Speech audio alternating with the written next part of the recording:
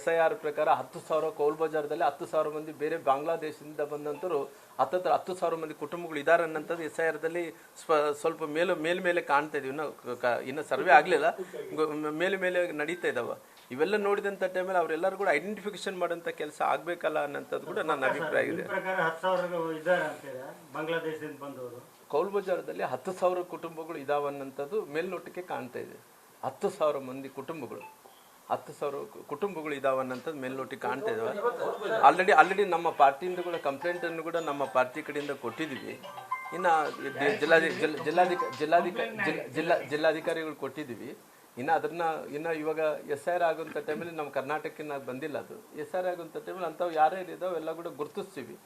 ನಮಗೇನು ಬೂತ್ ಮಟ್ಟದಲ್ಲಿ ಕೆಲಸ ಮಾಡಬೇಕಾದಂಥ ಪಾರ್ಟಿ ಜವಾಬ್ದಾರಿಯನ್ನು ಕೊಡ್ತಾರೆ. ಆ ಟೈಮಲ್ಲಿ ಯಾರ್ಯಾರು ಹೊರಗಡೆಯಿಂದ ಬಂದಂಥವ್ರನ್ನ ನಾವೇ ಐಡೆಂಟಿಫೈ ಮಾಡ್ತೀವಿ. ಅವ್ರನ್ನ ಪುನಃ ಗುರುತಿಸಿ ಮತ್ತೆ ಪುನಃ ನಮ್ಮ ಬಳ್ಳಾರಿ ಜಿಲ್ಲೆಯಿಂದ ಮತ್ತು ಇಡೀ ರಾಜ್ಯದಿಂದ ಯಾರನ್ನು ಹೊರಗೆ ಹಾಕಬೇಕಾಗುತ್ತೋ ಅದು ಹೊರಗೆ ಹಾಕುವಂಥ ಕೆಲಸ ನಾವು ಮಟ್ಟದಲ್ಲಿ ಭಾರತೀಯ ಜನತಾ ಪಾರ್ಟಿ ಕಾರ್ಯಕರ್ತರು ಮಾಡ್ತೀವಿ. 10,000 ಮಂದಿ ಕೌಲ್ ಬಜಾರ್ದಲ್ಲೇ ಇದ್ದಾರೆ ಸರ್. ಇನ್ನು ಪೂರ್ತಿ ಅಂತ ಅಫಿಷಿಯಲ್ ಆಗಿ ಅನ್ಅಫಿಷಿಯಲ್ ಆಗಿ ಸಿಗಬೇಕು. 10,000 ಕುಟುಂಬಸ್ಥರು ಸರ್.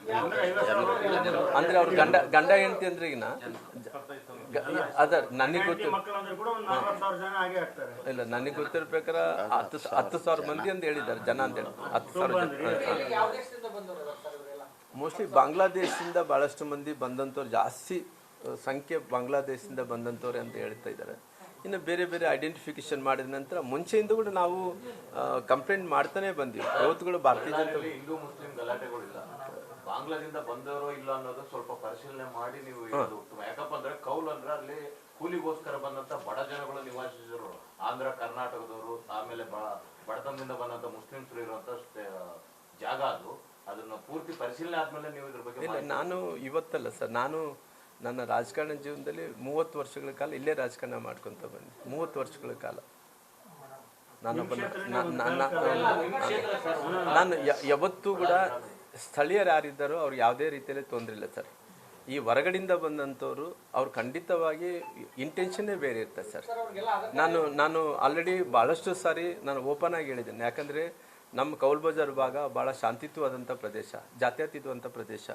ಆ ಪ್ರದೇಶದಲ್ಲಿದ್ದಂಥವ್ರು ಭಾಳಷ್ಟು ಜನರು ಇತ್ತೀಚೆಗೆ ಭಾಳಷ್ಟು ಜನರು ಬೇರೆ ಕಡೆಯಿಂದ ಬಂದಂಥ ಟೈಮಲ್ಲಿ ಇವತ್ತು ಡ್ರಗ್ ಮಾಫಿಯಾ ಕೂಡ ತುಂಬ ಆಗ್ತಾಯಿದೆ.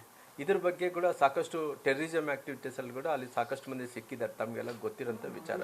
ಹಂಗಾಗಿ ನಾನು ಇವತ್ತು ಕೇವಲ ಈ ಯಾವುದನ್ನ ಒಂದು ಘಟನೆಗಳಿಗಿನ ಇದು ಕೇವಲ ನಮ್ಮ ಬಳ್ಳಾರಿ ಕೂಡ ಯಾವ ರೀತಿಯಲ್ಲಿ ಉಡುಪಿ ಚಿಕ್ಕಮಗಳೂರು ಕಡೆ ನಾವು ಯಾವ ರೀತಿಯಲ್ಲಿ ಆ ಭಾಗದಲ್ಲಿ ಕೆಲವೊಂದು ಪ್ರದೇಶಗಳನ್ನ ಇಲ್ಲಿ ಟೆರರಿಸಮ್ ಆ್ಯಕ್ಟಿವಿಟೀಸ್ ಜಾಸ್ತಿ ನಡೀತಾವೆ ಅಂತೇಳಿ ಯಾವ ರೀತಿ ಐಡೆಂಟಿಫಿಕೇಶನ್ ಮಾಡ್ತಾರೋ ಆ ರೀತಿ ನಮ್ಮ ಕೌಲ್ ಬಜಾರದಲ್ಲಿ ಕೂಡ ಇತ್ತೀಚೆಗೆ ಅದು ಕೂಡ ಲೈಮ್ ಲೆಟರ್ದಲ್ಲಿ ಇವತ್ತು ಬರ್ತಾ ಇದೆ. ನಮ್ಮ ನಗರ, ನಮ್ಮ ಕೌಲ್ ಬಜಾರ್ ಆ ರೀತಿಯಲ್ಲಿ ಇಲ್ಲ. ಹೊರಗಡೆ ಬಂದಂಥವ್ರು ಈ ರೀತಿ ನಡ್ಸ್ಕೊಳ್ಳೋಂಥ ಕೆಲಸ ಮಾಡ್ತಾ ಇದ್ದಾರೆ. ಗುರುತಿನ ಚೀಟಿ, ಆಧಾರ್ ಕಾರ್ಡು ಅವರೆಲ್ಲ ಕೂಡ ಇದಾವೆ ಸರ್. ಅವೆಲ್ಲ ಕೂಡ ಬೋಗಸ, ಅದು ಒರಿಜಿನಲ್ ಅನ್ನೋಂಥದ್ದು ಐಡೆಂಟಿಫಿಕೇಶನ್ ಮಾಡಬೇಕಾಗುತ್ತೆ.